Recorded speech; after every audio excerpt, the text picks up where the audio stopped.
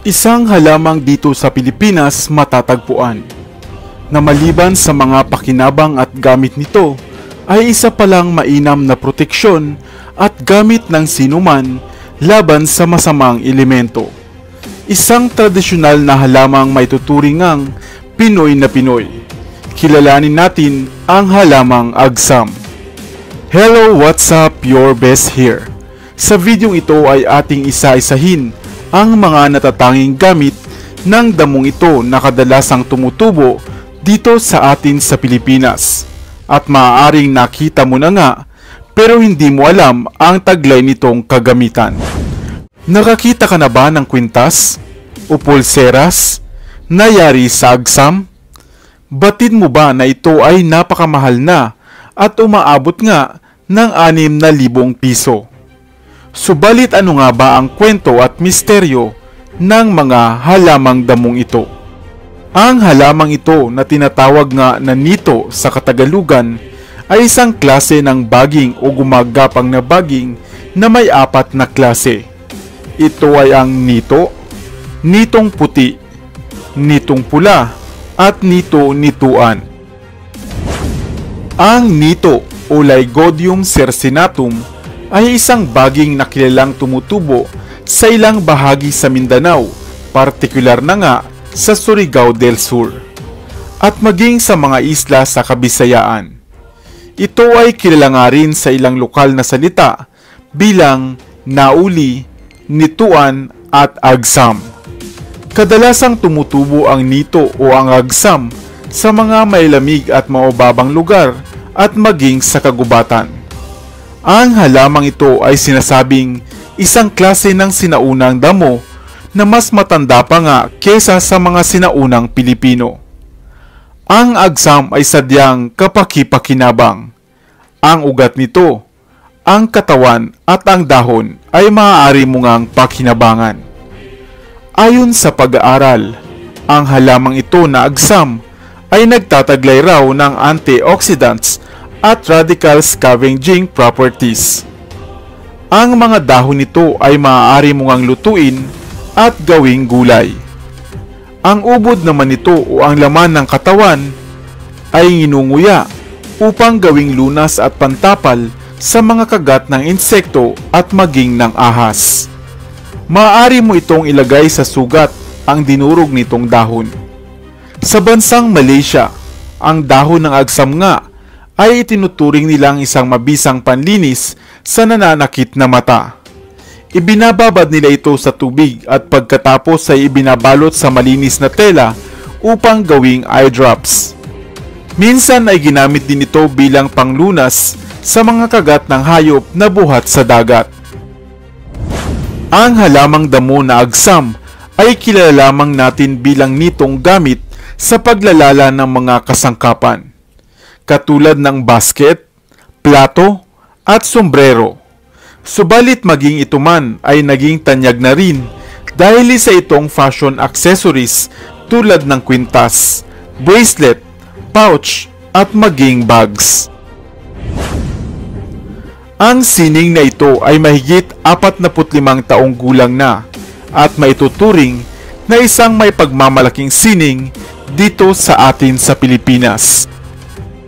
Subalit kaugnay ng agsam o ng halamang agsam ang isang matandang paniniwala na ito ay mainam na magtataboy ng mga masamang elemento sa paligid.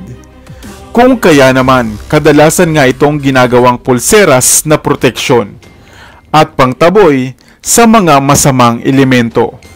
Ikaw, nakakita ka na ba ng agsam o ng tinatawag na nito? Sana ay may bago kang natutunan sa videong ito. Nakita mo na ba ang halamang ito sa gilid ng daan o kalsada? At agad ngang napuna mo ang mga patilos at makukulay nitong dahon, pati na rin ang mga bulaklak. At tiyak akong napakarami nga nito sa inyong mga probinsya. Madalas lamang itong itinatanim sa mga eskwelahan, sa mga hardin at sa gilid ng mga kalsada. Subalit batid mo ba na ang halamang damong ito pala ay kinakain at isang mahalagang sangkap sa mga lutuin? Kaya halika at iyan ang ating tatalakayin.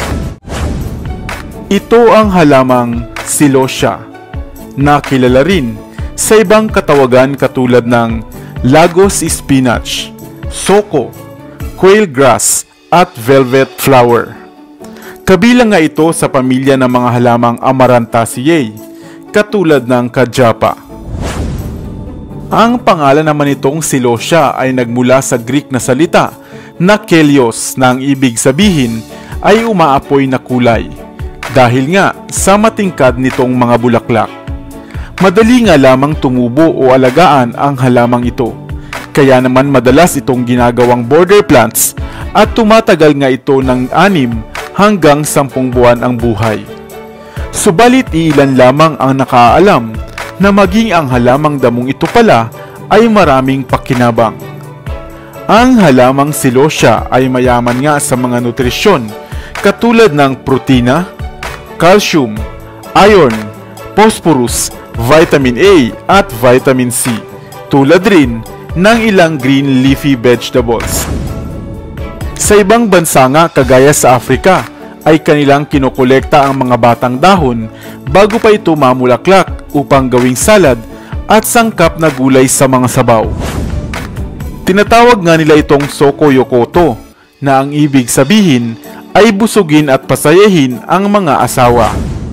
Isa ring shodo cereal ang mga butil nito.